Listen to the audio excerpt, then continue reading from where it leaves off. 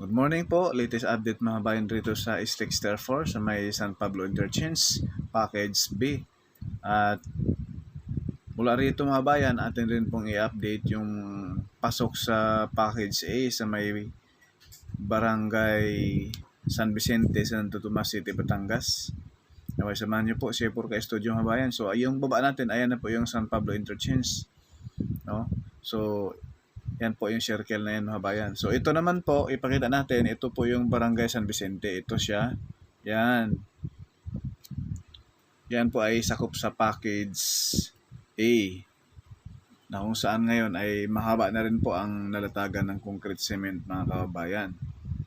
Napakalaking good news po. Ayan po. Sa may paanan ng Mount Makiling mga kabayan. So dati wala pang progress yung Package A pero ngayon ang laki na. So ito na po mga kabayan yung ating ground shot sa may San Pablo.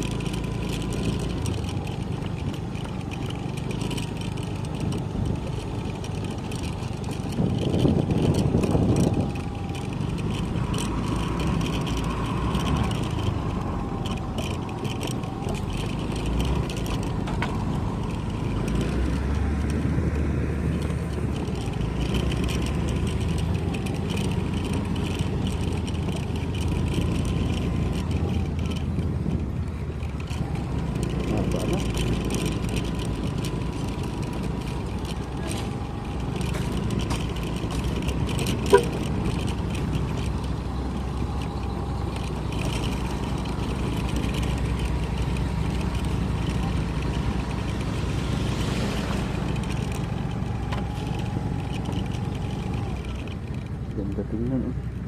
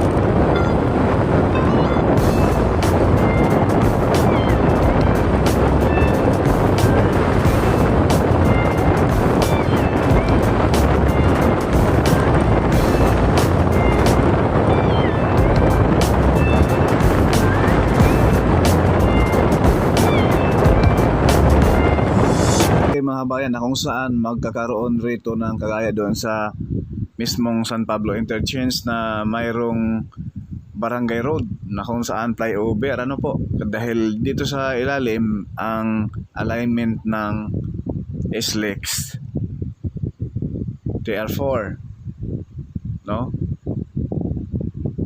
So dito medyo malaki pang trabaho rito sa package B na ito mga bayan dahil mayroong flyover dito para sa barangay road, barangay San Roque. So approaching tayo sa may barangay San Bartolome and then barangay San Miguel, Alaminos, Laguna. So dito sa portion na ito mga bayan, mula rito hanggang doon sa mismong barangay San Miguel, Alaminos, Laguna ay simentado na. At matagal na pong tapos to rito mga bayan. At sa bandang gilid-gilid nga yung mga talahib ay gumapang na.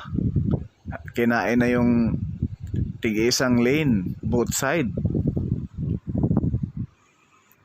So abang-abangan po niyo yung ating latest update sa Tiaong Interchange mga bayan. Mayroong malaking progress roon.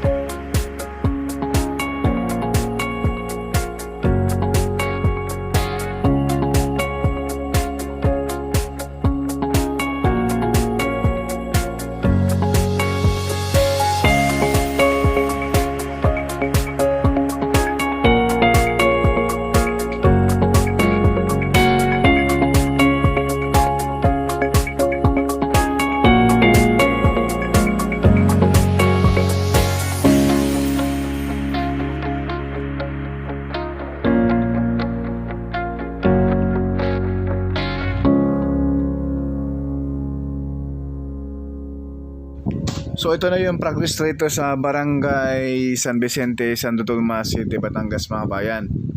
Yan po. Bago po ang lahat mga bayan, baka malimutan nating mag-like, share, follow at subscribe, no? Napakalaking tulong na po yan ni Purka Studio mga bayan, no? Sa hindi rin po ninyo pag-skip sa ads. Maraming salamat and God bless. Ayan, yung pagkalampas ng putol na semento dyan, yan na po yung Barangay San Pedro, Santo Tomas City, Batangas. At yung subdivision dyan na natamaan itong SLEX ay talagang napakaraming bahay na na-demolish dyan.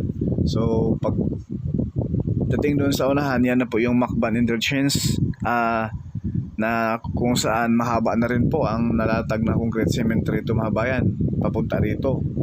So talagang humahabol po itong SLEX TR4 package A, no, na kung saan ay ito dapat ang naunang natapos, kaso parang baliktad, ang package C tuloy ang nauna at abangan po niyo yung upload natin doon dahil kaabang-abang.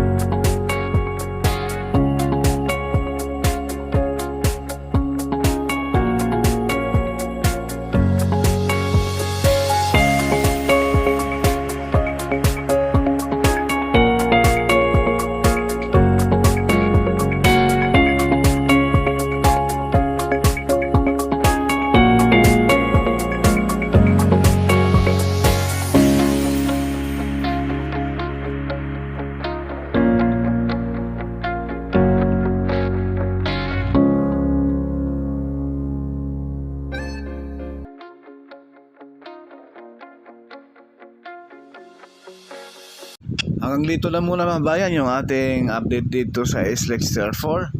Maraming salamat at abang-abangan po niyo yung ating mga susunod pa mga upload rito mga bayan, no?